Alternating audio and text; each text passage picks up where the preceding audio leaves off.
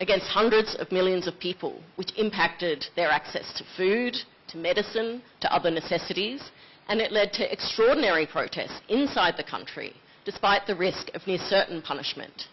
And in Hong Kong, the dismantling of democracy continued, as journalists and activists were convicted of sedition and violating the national security law. In one of the most absurd Orwellian cases this year, 5 authors, who are in fact speech therapists, were sent to prison for sedition. Their crime? Publishing children's books about sheep trying to hold back wolves from their village, an allegory about Hong Kong and the Beijing government.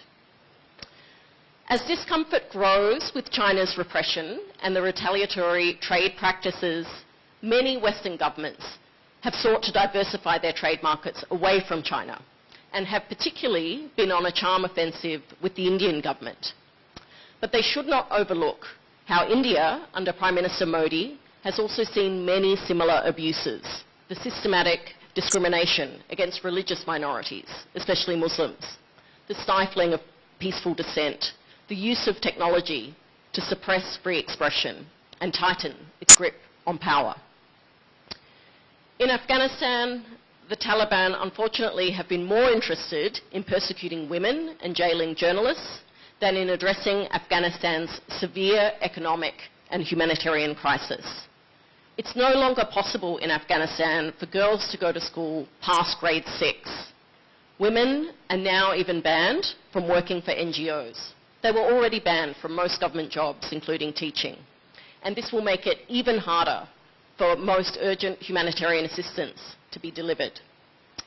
Muslim majority countries and democracies like Indonesia need to keep speaking up for women in Afghanistan and make it clear to Taliban authorities that at a bare minimum, they need to let women and girls learn, work, and move about freely.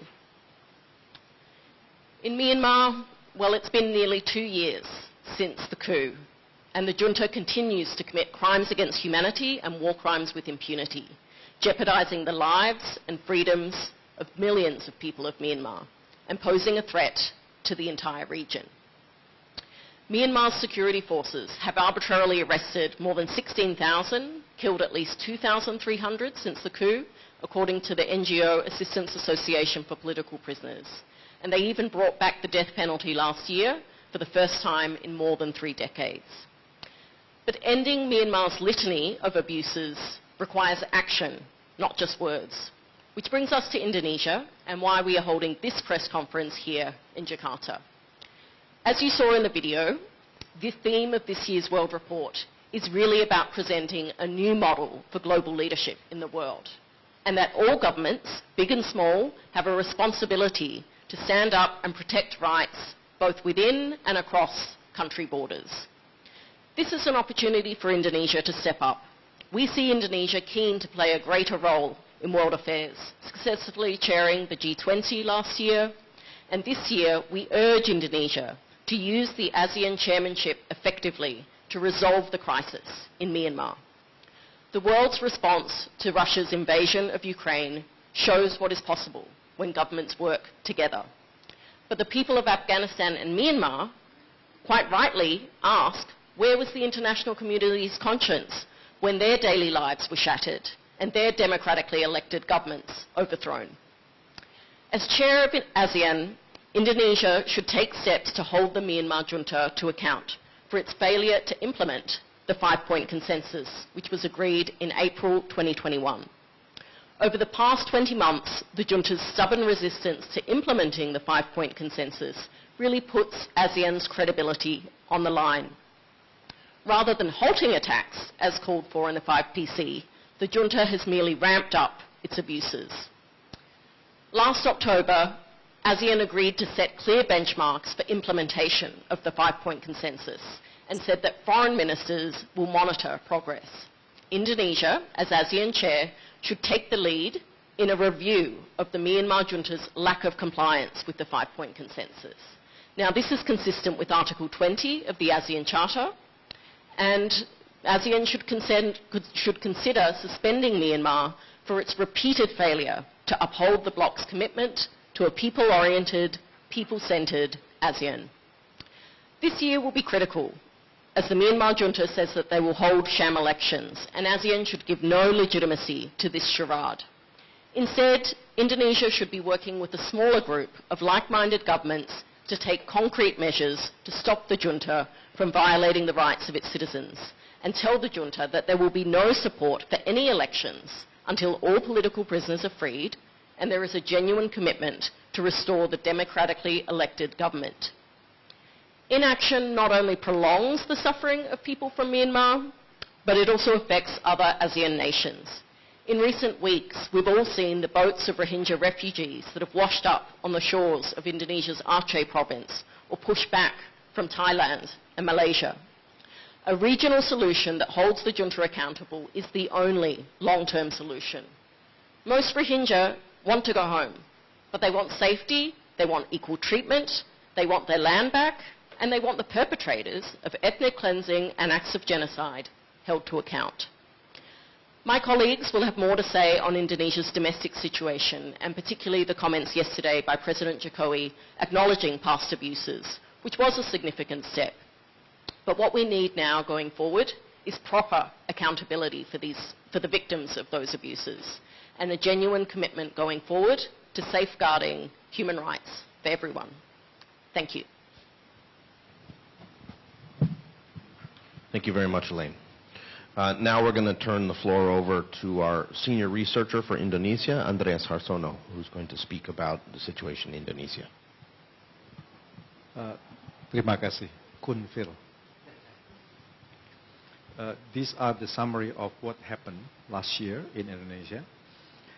Of course, Indonesia was in the spotlight during last year, hosting the G20 summit in Bali amid international tension caused by the war in Ukraine and also friction between the US and China. Last year, the Indonesian government frequently violated basic civil and political rights, especially of minorities based on religion, ethnic, social, gender, and sexual orientation grounds. Military and police abuse rights across the country with impunity, especially in Papua and West Papua provinces, where diplomats, foreign rights monitors, and international media are largely excluded. Last month, the Indonesian parliament passed a new criminal code containing provisions that seriously violate international human rights law and standard. Articles in the new law violate the rights of women, religious minorities, and lesbian, gay, bisexual, and transgender people, and undermine rights to freedom of speech and association, including, of course, press freedom. The law making consensual sex outside of marriage a criminal offense is a full-scale assault against the right to privacy, permitting intrusion into the most intimate decision of individuals and families. Indonesia, you might know that, has millions of couples without marriage certificate who will be theoretically breaking the law, especially among indigenous people or Muslims in rural areas who married only using Islamic ceremonies called kawin siri. While the crimes of sex or cohabitation outside marriage can only be prosecuted on the complaint of the husband, wife, parents, or children of the accused, it will disproportionately impact women and LGBT people who are more likely to be reported by husband for adultery or by families for relationship they disapprove of. Of course, until now, same-sex couple cannot marry in Indonesia, so this clause in the new criminal code also effectively renders all same-sex conduct illegal. This is the first time in Indonesia history that adult consensual same-sex conduct had been prescribed by law. Articles in the law also maintain the criminalization of abortion, with some exception. Such provision violate women's and girls' rights to comprehensive and inclusive sexual and reproductive health education and information. They also negatively impact women's and girls' ability to protect their health, make informed choices about their bodies and having children, and can lead to unwanted pregnancy, which can affect a range of rights including ending a girl education, pendidikan buat anak perempuan, contributing to child marriage, as well as putting women and girls' health and life at risk. The new criminal code also increase the blasphemy part from 1 to 6 article, albeit with a shorter jail term providing a maximum 3 years for blasphemy, and for the first time include an article outlawing leaving a religion or a belief as apostasy. This new criminal code bucked a global trend to either not enforce blasphemy laws or to scrap them altogether. The new law also provides that the government will recognize, quote, any living law, unquote, in the country, which is likely to be interpreted extend formal legality to hundreds, more than 700 Sharia-inspired regulations imposed by local officials in areas across the country. Many of these regulations discriminate against women and girls, such as hijab dress code, mandatory jilbab dress code, female genital mutilation, and many other regulations that discriminate against LGBT people.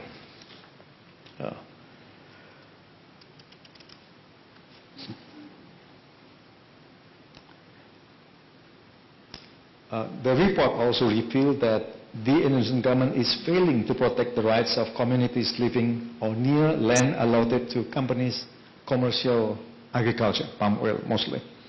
Human Rights Watch documented the upheaval brought on affected communities by long-running conflict between companies and rural communities, and the Indonesian government failure to protect the rights of these communities, mostly on the outer island, and ensure they have access to land to sustain their livelihood.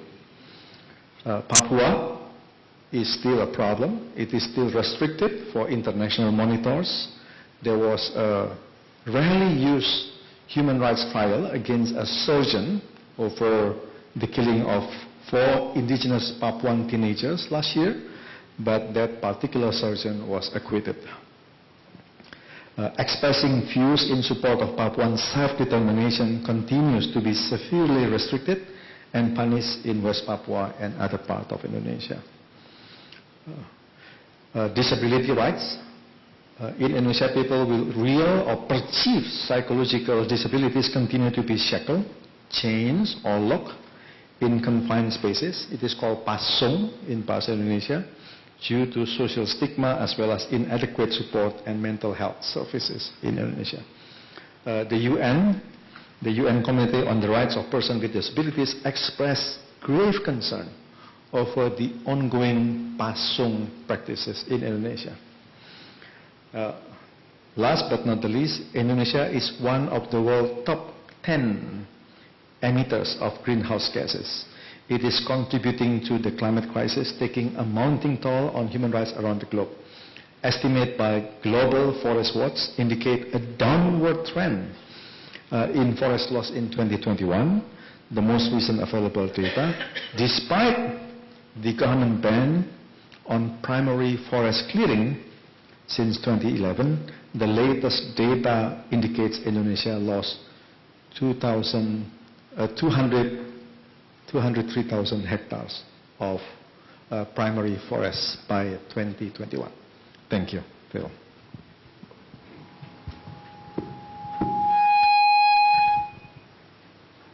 Sorry about that. Thank you very much, Andreas.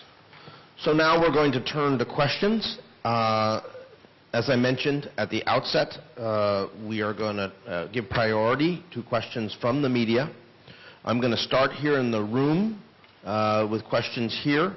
I believe we have some microphones available for people to ask questions.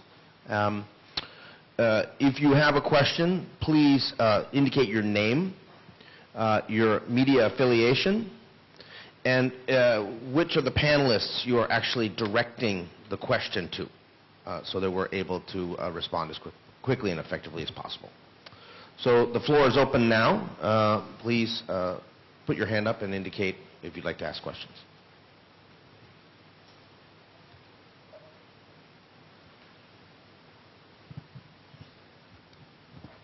It is fine in Bahasa Indonesia also. Please go ahead.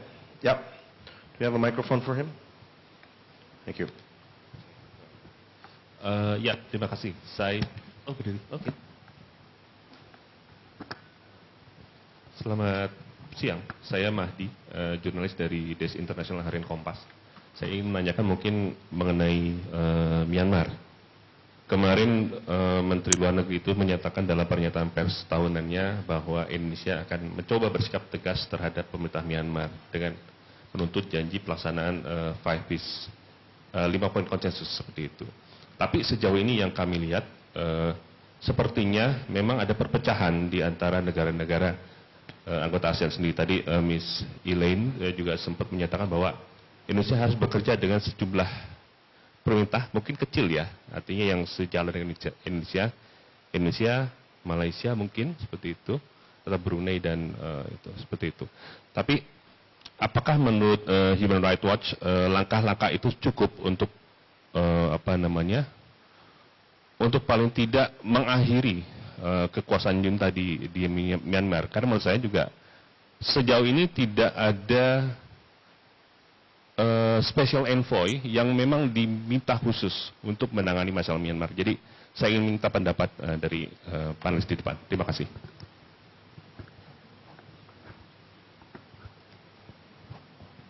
Okay, we'll turn it over to Elaine. Yeah, I'll start and feel free to add anything on. But yes, I mean, I think we met earlier with the Indonesian government this week, and we hope that the special envoy will be appointed without delay. I know there was a press conference yesterday saying that the office of the special envoy will be overseen by the foreign minister. But there's no time to waste. I mean, the 5-point consensus was agreed in April 2021, and since then the situation has only deteriorated.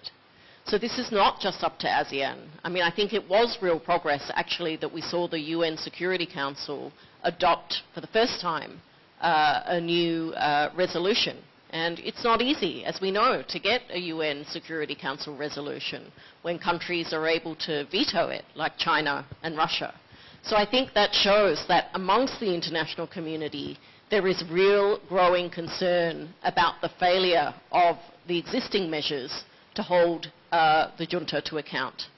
A number of Western governments have imposed concrete measures, targeted sanctions against Myanmar generals and against Myanmar-owned, military-owned enterprises. But those sanctions will only be effective if they're broader and if other governments also commit to enforcing those sanctions. So, we need more targeted sanctions. We need to cut off the supply of revenue to the junta. We also need to cut off the supply of weapons to the junta. We need a UN arms embargo. Sadly, that was not included in the resolution. But, as far as ASEAN is concerned, the principle of ASEAN centrality can't simply be an excuse for the Myanmar junta to continue to, supposedly engage with envoys and receive guests, but make zero progress on the 5-point consensus. So now is really the time for action. And so it is up to Indonesia, Malaysia, Singapore, the Philippines, the countries that have been speaking out more about this crisis, to work together and take some real concrete steps. Jakarta is the first stop on my visit of Southeast Asia. I will subsequently be meeting with officials in Singapore, in Kuala Lumpur, and also in Bangkok, because all of these countries are really key, I think, and need to take more concrete action if this crisis is going to be resolved. Phil, do you want to add anything? Yeah. I would just add that the principle of ASEAN centrality, which has been continually brought out by the European Union, by the United States, Canada, and others, also presumes that ASEAN can reach a consensus. And right now, ASEAN is really split right down the middle. with the Mekong countries being much more aligned with the military junta in Myanmar versus the maritime countries led by Indonesia, which are seeking more pressure. It was very disconcerting several weeks ago to see the Minister of Foreign Affairs in Thailand invite the Minister of Foreign Affairs of Myanmar to a meeting which other foreign ministers from Laos and Cambodia and the Deputy Foreign Minister of Vietnam attended. That kind of undermines the effort to put more pressure on Myanmar, and it sends the wrong signal. And so I think it's very important for countries like the United States, the EU and its member states to really do a gut check with Thailand. What are you on about here in terms of the Myanmar junta and the policy towards Myanmar? Are you going to stand up for human rights? Are you going to stand up for democracy? We have several questions online. While the folks in the audience are considering their next questions, I'm going to read some of these which have been relayed to me. The first one from the Jakarta Post, which is heading towards Andreas. Yvette Tanamal of the Jang Post says, I'd like to ask a question about the key international actors section of the Indonesia's report. Under the section, 3 foreign affairs instances were mentioned: Jokowi's meeting with Putin last year, ASEAN's sluggish progress with the 5-point consensus, and Indonesia's vote against discussing Xinjiang. The Foreign Ministry has made clear their non-aligned free and active politics. They are willing to negotiate with all parties and reluctant to discuss issues they perceive to be political in nature, and that this is a reflection of that. How do you respond? How do geopolitics, rivalries, tensions complicate the collective effort to tackle human rights abuses?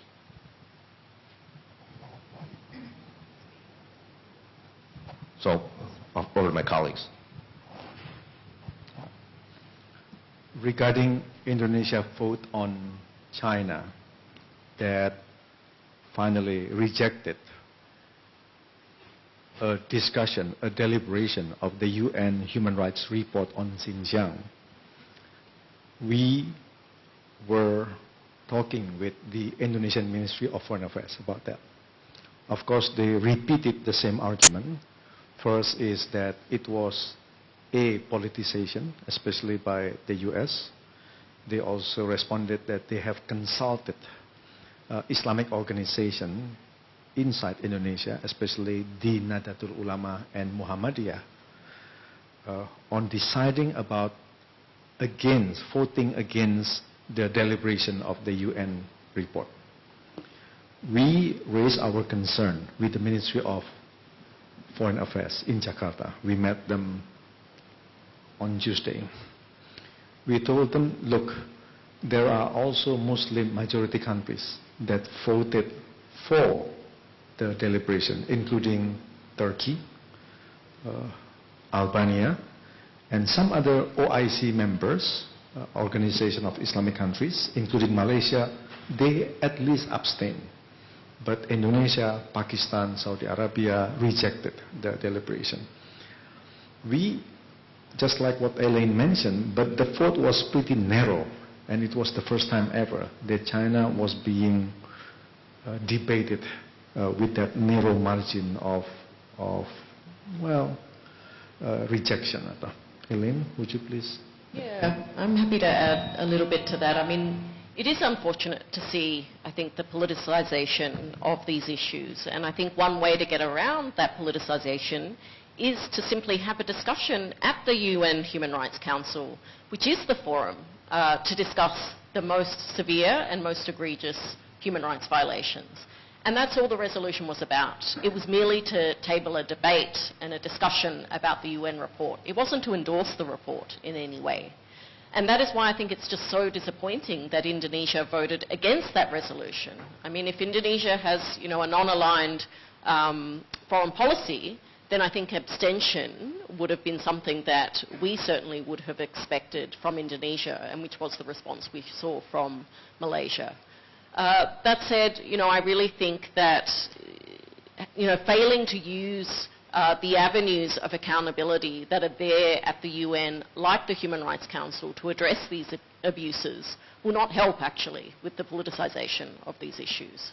So if we really want to see progress, then we need to see it through forums like the UN Human Rights Council, where the members are voted on to the Council. And I think, we really want to see Indonesia, adopting a principled, consistent position when it comes to human rights.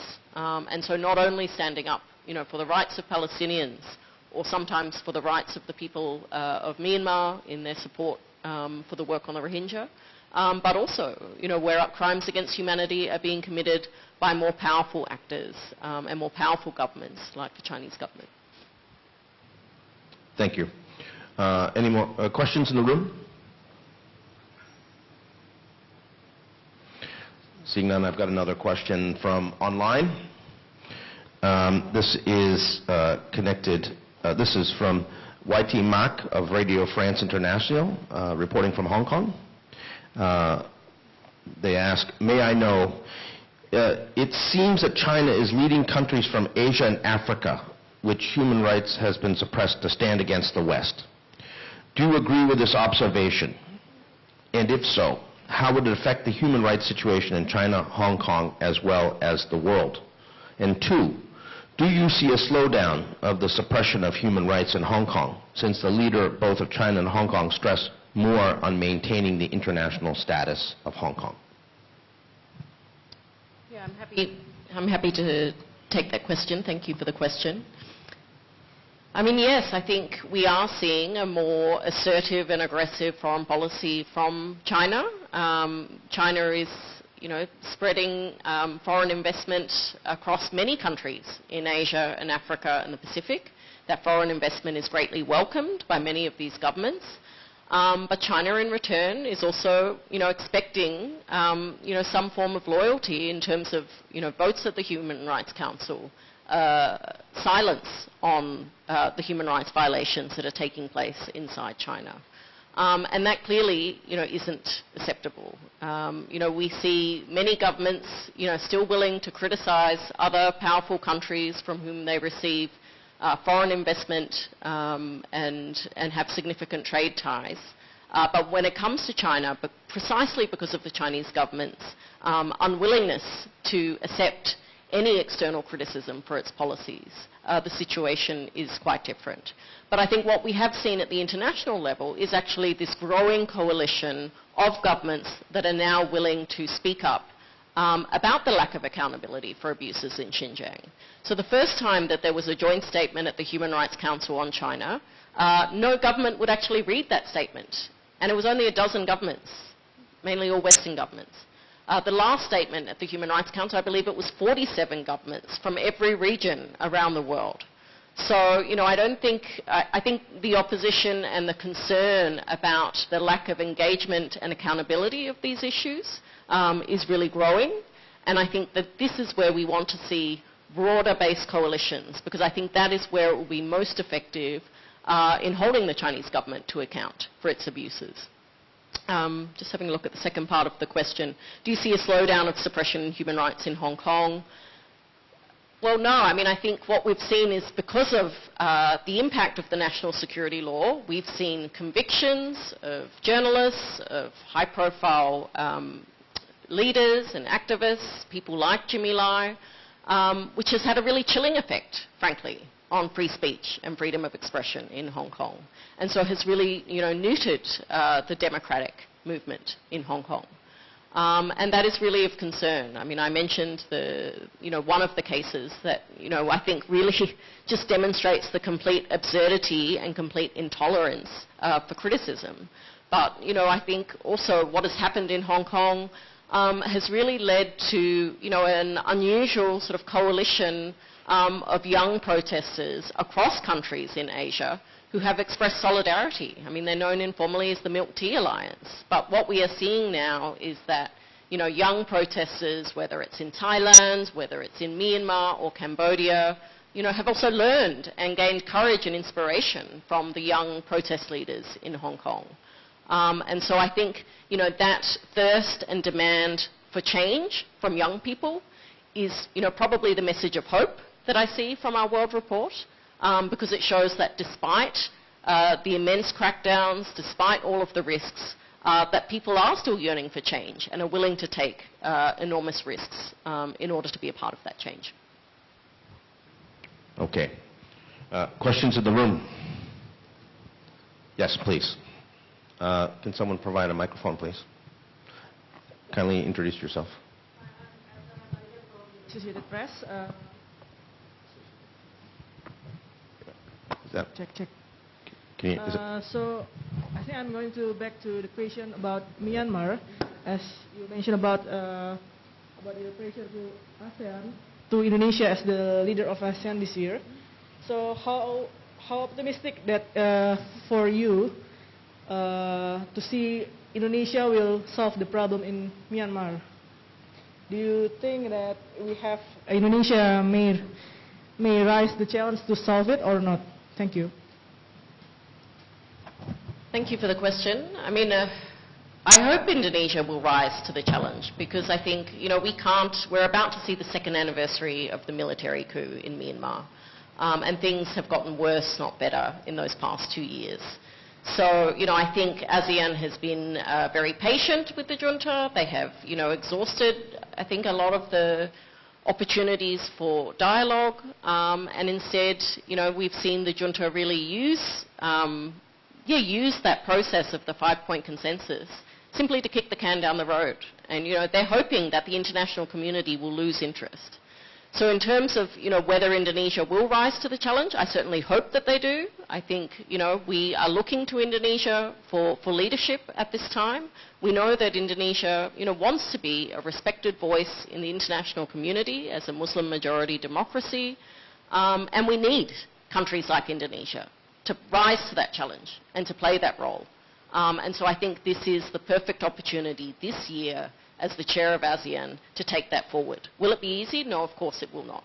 Not knowing, knowing that, the governments that are within ASEAN, knowing, the principles of non-interference, knowing that there will be, and there has been a lot of pushback from Myanmar junta authorities.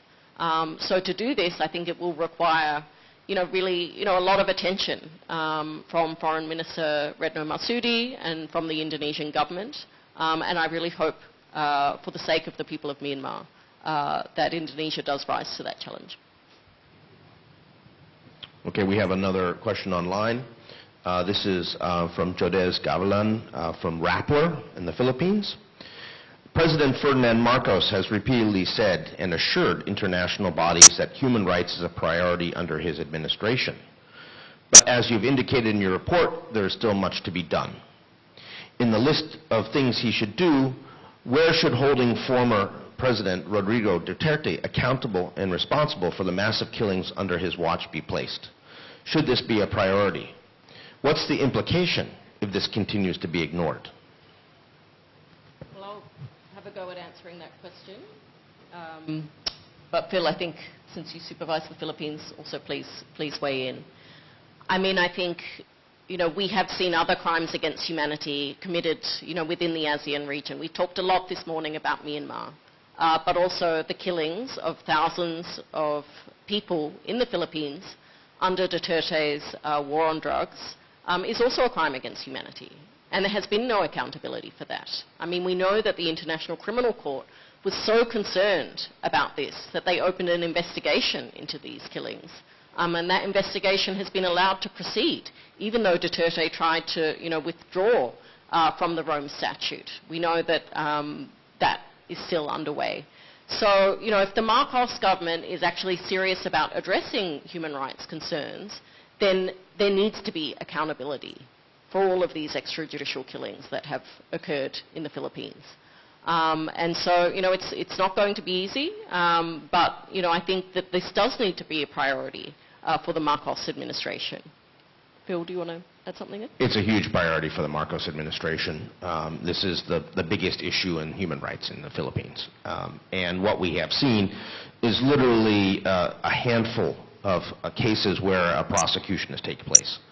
Despite claims from the Marcos administration that they care about this, in fact, they're not really doing anything to stop it. And the actual order which initiated the war on drugs, is still in operation in the Philippines. So the reality is nothing has changed. There's been a change in tone. There's been greater effort at public relations by the Marcos administration. And so far, unfortunately, that's being rewarded by the international community that seems thrilled that Marcos is not Duterte, so therefore things must be better. We insist that there have to be real changes on the ground. There has to be accountability, there have to be investigations and prosecutions, not the sort of talking about an investigation, but a real investigation where accountability is guaranteed. There are other things that the Marcos administration they could do to prove they're serious about human rights, which they haven't done. They haven't appointed serious commissioners on the Commission on Human Rights. We have one chairperson and one commissioner. The rest of the seats are all still vacant. And the people who have been appointed so far don't really have, as far as we can see, much of a track record on human rights. We hope that they will do a good job, but we haven't seen anything yet. Former Senator Leila de Lima continues to be held on bogus charges. She's now more than 5 years in pretrial detention. The case against her should be dropped. She should be released tomorrow. And if the Marcos administration was serious about reversing some of the damage done to the human rights record of the Philippines by Duterte, they would do that. But they've done nothing. And so we're very disappointed with the situation in the Philippines. We're just not seeing any of the promises that Marcos is making about human rights being fulfilled.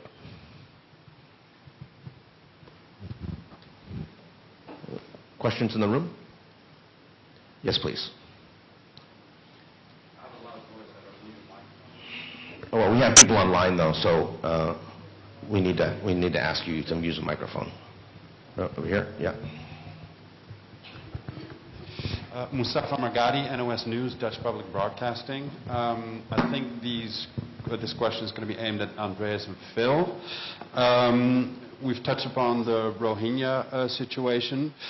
Could you explain to me why there's no cohesive plan from countries surrounding the Gulf of Bengal and the Andaman Sea to set up a search and rescue structure to save people who are there floating for a month, sometimes 40 days?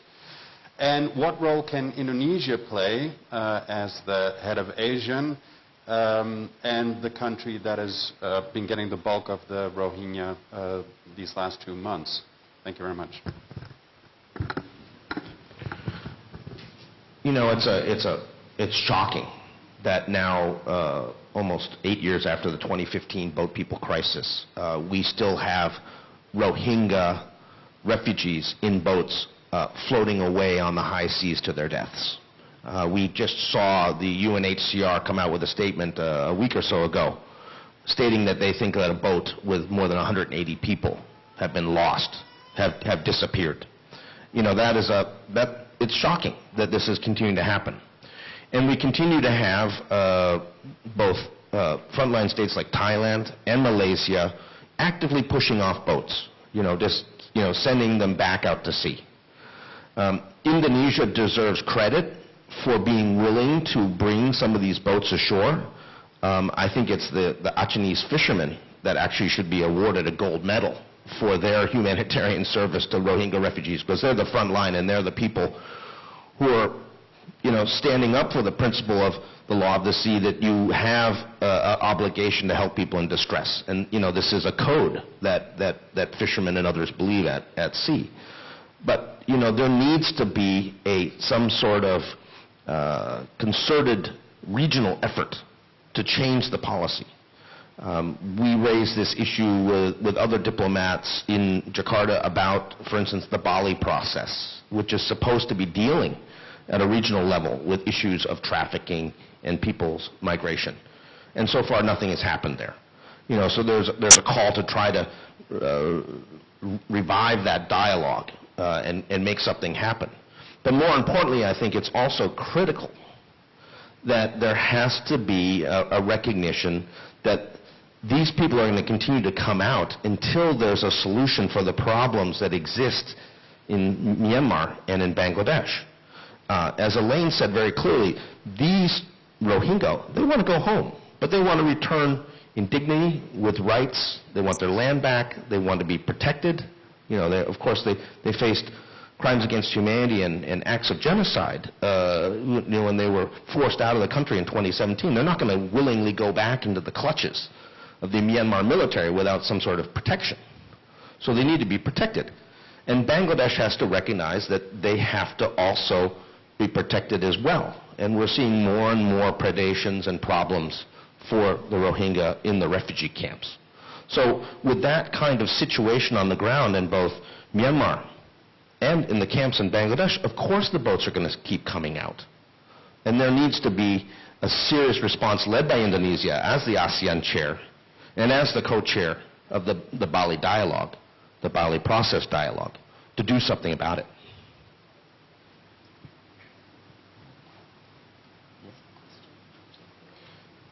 We have a question here, another one online. This is from Swee Wee from the New York Times. You noted that President Jokowi's acknowledgement of gross human rights violations over the past decades was significant. Why do you say this is significant? Do you think the government would hold anyone accountable for the abuses and the victims to be given any restitution? Thank you. I mean, I'll start, and then Andreas, I think you add some more. But I mean, I said it was a significant step forward, largely because for so many years in Indonesia, despite, you know, the record and the information about these abuses, we have seen complete denial. We've seen a wall of silence about these abuses and an unwillingness to acknowledge that they took place.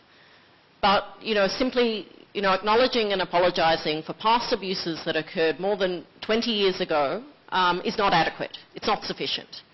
We need to see that there is genuine accountability taken. We want to see the perpetrators of these abuses prosecuted, and the victims of these abuses have suffered already for so many years. It's taken them such a long time. You know, why should they have to wait for 20 years to hear this apology from an Indonesian president? So this is really the first step. And Andreas, maybe you want to say a bit more about, you know, what should come next. My first reaction when listening to President Jokowi's speech yesterday was, this is too little, too late. I'm not saying that this is wrong. I believe that this is the right step forward, but it is too little, too late. Why too little? President Jokowi mentioned 12 cases.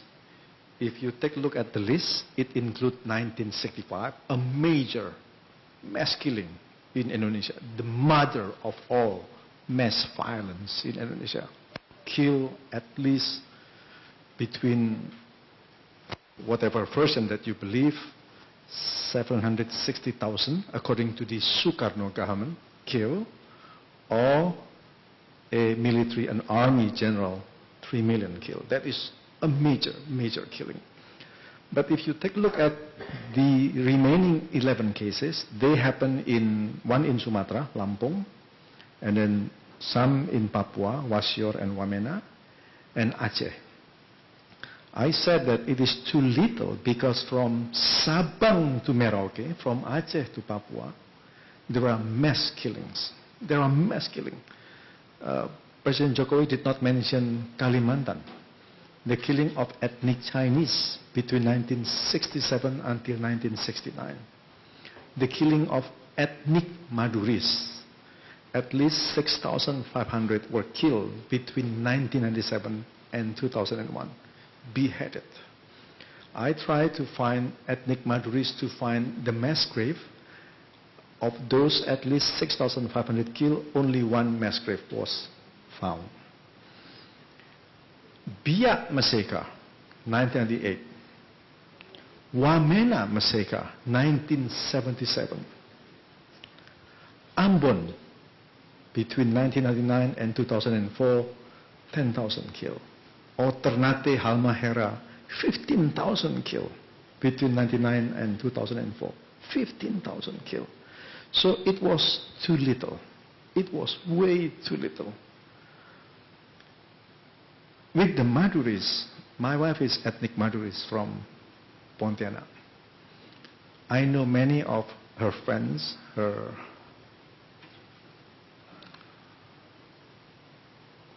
relative. They still,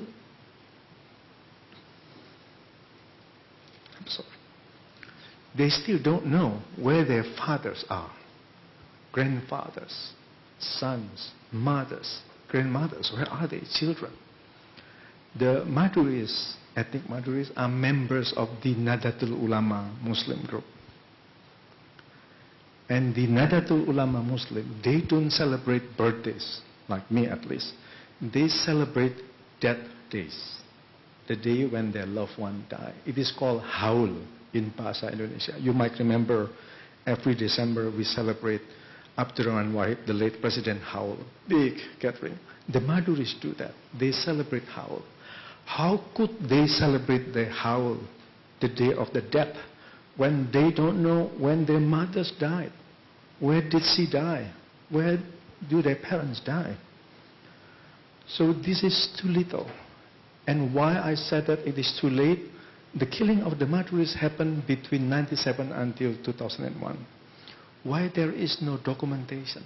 The Acehnese, the Papuan, the Moluccan, the ethnic Chinese, there are no documentation. Why don't the government years ago, decades ago, did the documentation matching the DNA test of the skeleton and their surviving family members? It is too late, too little, it is too late. I was born in 1965. I am 58 years old now, and that is the year of living dangerously. So far, NGOs only found 30-something mass graves. In one particular mass grave near my hometown in Jember, they estimated 250 people were buried in that particular mass grave. But the government should do more than just saying that we apologize, or not even apology, we acknowledge the atrocities in 1965. But it is too little. It is too late. I hate just to mention President Jokowi because, of course, he is my age. He was not directly involved back in 1965. But there are many perpetrators, very old, still alive, and many of their descendants are still alive, in power. We, as a nation, do too little and too late. President Jokowi's statement should be a wake-up call for the leaders in Indonesia, politicians, parliament members, NGO leaders, opinion leaders, including journalists. Should be a wake-up call that we haven't done enough. It was too little, it was too late. We have a number of different questions here. And one of them from John Macbeth of the Asia Times, following on that question, asked, why is the murder of Munir, why does that appear to be missing from the list of violations?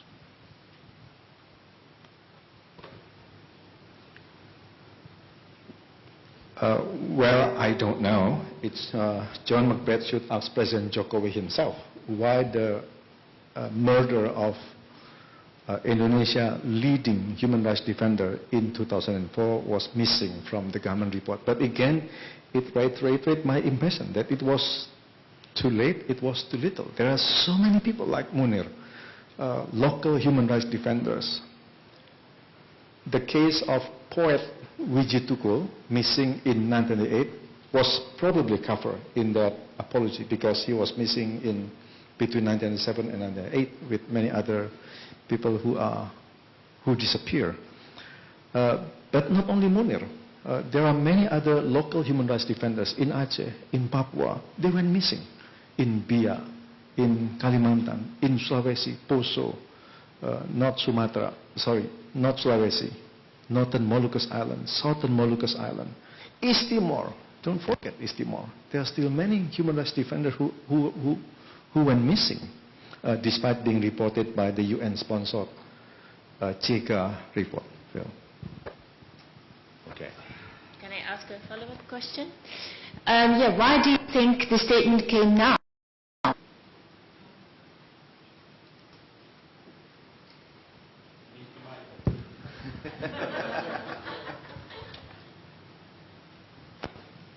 I don't know. You should ask President Jokowi why it came out yesterday.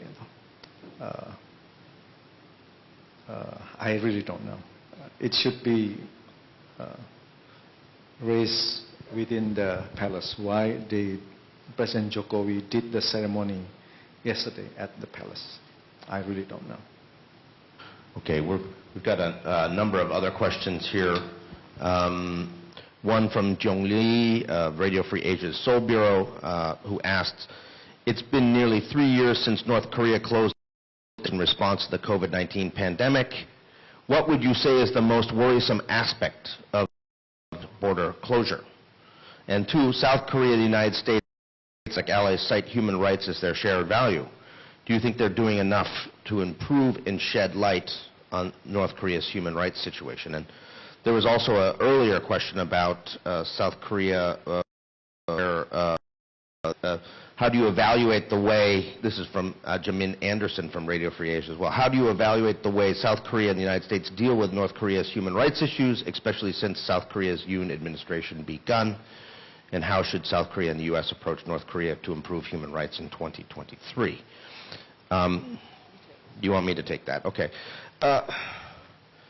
If we look at what has happened on COVID and the rights-violating aspects of the way governments have responded, North Korea is a case study of some of the worst practices. You had effective closure of the border. You had significant restrictions on freedom of movement within the country. An increased authoritative response to prevent people from crossing the border.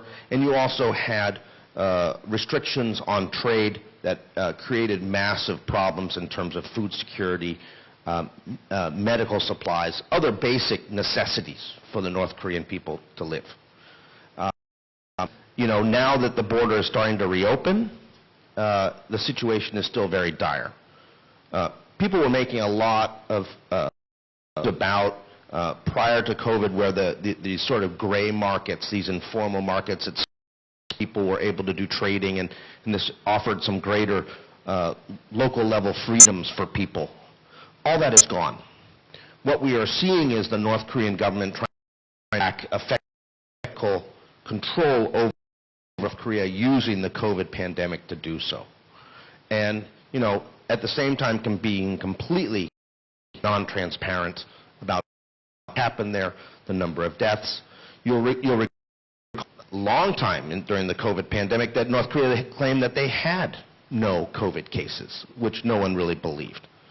North Korea is a case study of how to use pandemic restrictions to violate rights. And the view is that the United States, South Korea, and other countries, Japan, need to be placing human rights issues at the center of its engagement with North Korea. Too often, what we've seen is a focus on the nuclear proliferation or the proliferation of missile technology means that human rights issues get pushed off the table as if they're somehow not connected. But the is the repression of the North Korean people. It is their fear of their government that freezes them in place and makes it impossible for them to resist or against a massive diversion of resources by the North Korean government to weapons of mass destruction. So human rights issues and these other issues of nuclear proliferation and missile technology, they're all up together. And it can't be separated. And unfortunately, it has been. And what we're hoping is that with the President Yoon's administration in South Korea, we will see a change in policy that will recognize that there has to be an active effort on human rights issues, even if North Korea even if North Korea bangs the table and say you can't talk about these things, these issues need to be talked about. They can't be pushed aside.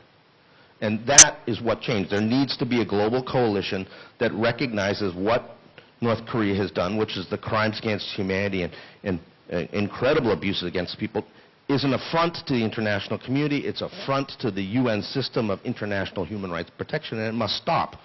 And that has to be advertised, not just pushed aside.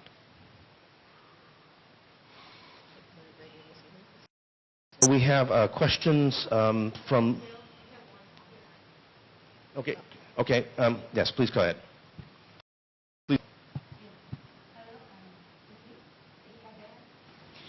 Saya ingin menanyakan kepada Mas Andreas Harsono.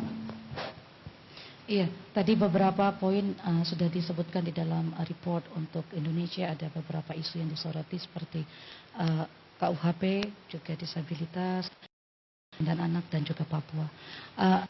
Kita sudah memasuki tahun politik hingga 2024. Yang ingin saya tanyakan, apakah ada kekhawatiran isu-isu yang diangkat dalam report ini akan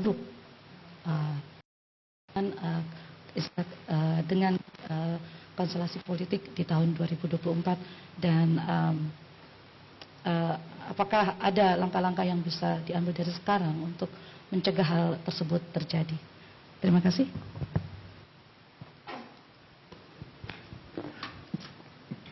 Kita ini melakukan pemilihan umum untuk mencari pemimpin baru. Mungkin menggantikan pemimpin yang lama atau mungkin mempertahankan pemimpin yang lama. Baik itu pada aras nasional, provinsi maupun kabupaten kota. Jadi itu tujuan demokrasi. Pergantian pemimpin dengan cara yang damai. Ya. Kalau tidak menggunakan demokrasi, setiap kali terjadi perubahan pemimpin, itu bisa berdarah-darah. Kita tahu 65 pergantian dari Soekarno ke Soeharto, 1 juta orang mati. Tahun 98 pergantian dari Soeharto ke Presiden Habibie, belakangan ke Presiden Abdurrahman Wahid, 90.000 orang mati. Nah, jadi itu substansi dari pemilihan umum. Nah, sekarang banyak orang di Indonesia itu takut bila terjadi pemilihan umum. Kenapa? Karena memakai sentimen-sentimen agama, sentimen-sentimen suku, ya, buat menggalang suara. Saya kira itu cara yang salah. Saya kira politisi kita harus berani untuk beradu soal mereka menjadi pemimpin yang lebih baik, memperbaiki keadaan, mungkin dengan anggaran, mungkin dengan program-program, dan seterusnya, agar demokrasi di Indonesia makin bermutu. Menurut saya tidak boleh, ya, tidak perlu dilarang, tetapi tidak elok buat politisi berkampanye dengan menggunakan kebencian. Tidak elok. Saya harap tahun politik ini tidak ada satupun politikus dari Aceh sampai Papua, dari Miangas sampai Rote menggunakan kebencian buat mendapatkan suara. Karena itu akan merusak, menciderai demokrasi. Baik itu terhadap minoritas agama, minoritas gender, minoritas seksualitas, disabilitas, dan seterusnya. Tidak boleh. Saya selalu ingat sebuah kata yang bikin saya trauma itu. Kata itu dalam bahasa Madura artinya mateh kebih. Mateh kebih. Jadi pada tahun 99 sampai tahun 2001 ketika banyak orang Madura dibunuh, sebagian saya kenal, mereka selalu bilang dalam bahasa Madura tentunya, Mas Andreas, semua mati. Saudara saya semua mati. Kenapa? Karena waktu itu terjadi pergantian pemimpin dari gubernur sebelumnya menjadi gubernur berikutnya atau bupati dan wali kota. Berbahaya sekali menggunakan sentimen-sentimen kebencian, ya, di dalam pergantian pemimpin. Kita tidak boleh melakukan itu. Tapi saya tahu bahwa dilarang juga tidak mungkin. Ada kebebasan berekspresi yang secara ideal harusnya tidak membatasi berbagai macam sentimen ini ya di Indonesia. No. Tetapi ketika sudah ada kata bunuh, bakar, binasa, musnahkan, dan seterusnya, saya kira harus ada upaya-upaya yang serius buat menghindari visi kita menggunakan kata-kata yang kekerasan. Begitu, terima kasih. Thank you. We're getting down to it. Others are still coming, so we'll address a few more we close. Two questions on Wiseman, New Zealand. Both of these, I think, are for Elaine. First is the Australian Prime Minister is currently in Papua New Guinea. Signs that he will prolong the policy of refusing to let people arriving illegally by boat from settling in Australia. This comes as dozens of people are now in points of health. What does Watch say about his continued refusal to take them? Another more question about New Guinea. Given the election in last year, Human Rights Watch hope a New Guinea government. Yeah, policy processing implemented over well now. It's staying Australia's international rights reputation. I mean, it has placed people miserable on remote islands reason that people are not in Australia, and it has had impacts on the mental health of people that have been subjected to those cruel conditions. And I've seen it myself. I find it unacceptable that there are still today, years later, who are seeing their families who have missed out on work opportunities, study opportunities. There's 100 people in Papua New Guinea. Australian government deal with this. To bring Australia, they end up being. We know they may end up